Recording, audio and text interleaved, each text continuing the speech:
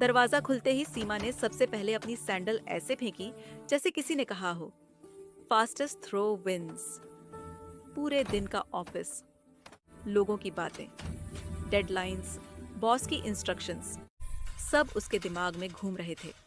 लेकिन उसके फ्लैट की हालत देखकर हर तनाव अपने आप भाग जाता था, क्योंकि घर देखते ही एक ही थॉट दिमाग में आता था, इससे ज्यादा गंदा और क्या हो सकता है।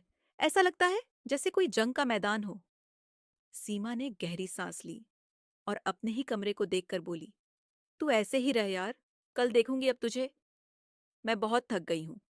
सीमा, 25 से 26 साल की, मल्टीनेशनल कंपनी में काम करने वाली और घर से दूर शहर में रहने वाली लड़की, बाहर से देखने में टिप टॉप, साफ बाल, परफ्यूम की हल्की महक, डिसेंट ऑफिस लुक वाली खूबसूरत लड़की थी।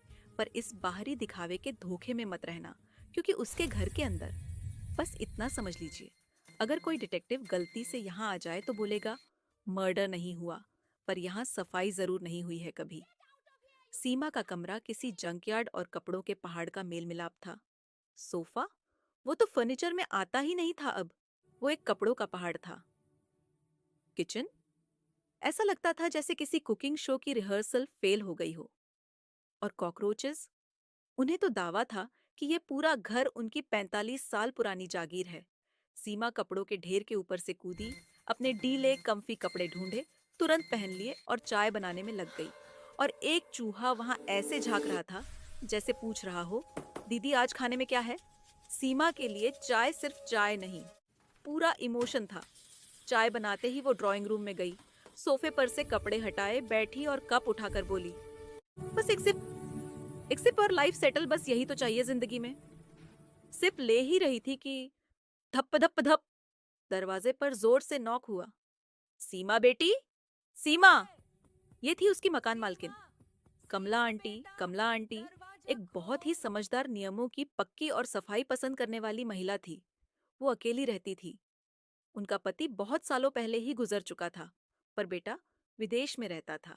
किसी तरह ले देकर कुछ प्रॉपर्टी थी, जिनके दम पर बेटे की परवरिश की और उसे बाहर भेज दिया।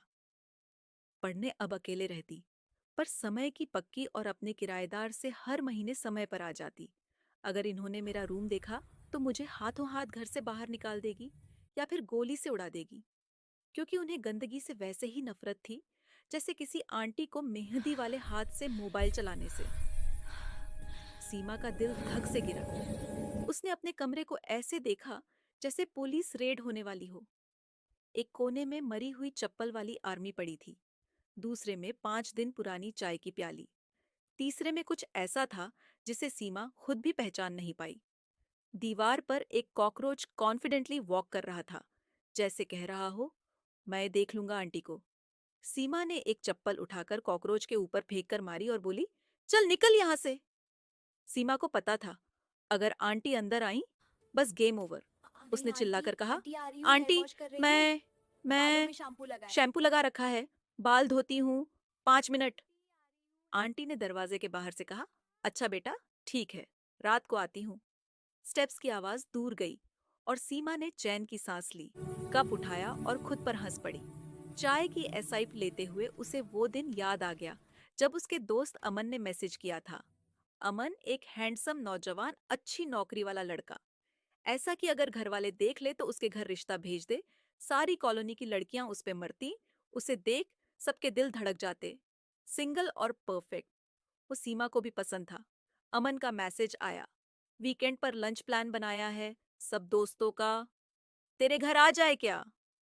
और सीमा ने स्ट्रेट माना कर दिया था, क्योंकि उसे पता था, अगर किसी ने उसके कमरे की हालत देख ली तो दोस्ती का चैप्टर वहीं खत्म हो जाएगा। और अमन का भी।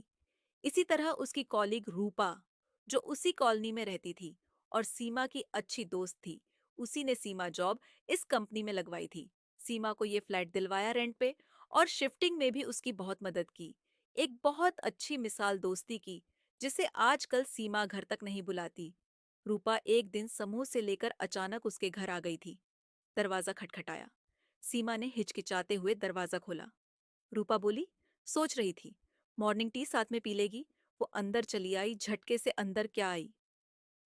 रूपा का चेहरा ऐसा हो गया जैसे किसी ने उसके सामने 12वीं का मैथ्स पेपर रख दिया हो।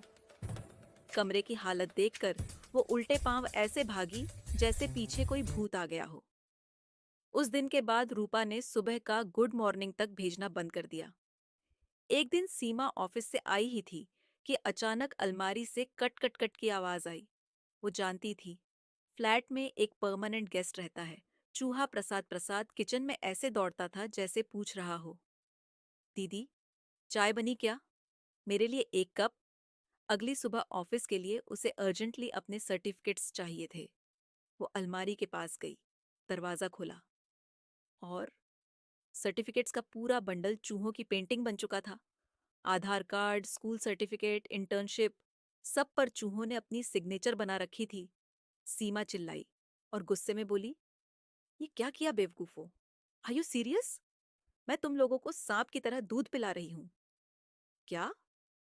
वो चूहों को ऐसे डांट रही थी जैसे वो एम्प्लॉयज हों, और सीईओ वो खुद। अब असली समस्या ये थी कि नए सर्टिफिकेट्स अप्लाई करने में 3 से 4 हफ्ते लगेंगे। ऑफिस में डॉक्यूमेंट्स जमा करने की डेडलाइन कल की थी। सीमा का दिमाग घूम गया। उसने सोचा, बस आज घर साफ करना ही पड़ेगा, वरना मैं खुद ही कॉकरोच बन जाऊंगी। और यहीं से शुरू होता है उसका महायुद्ध, ऑपरेशन क्लीन अप।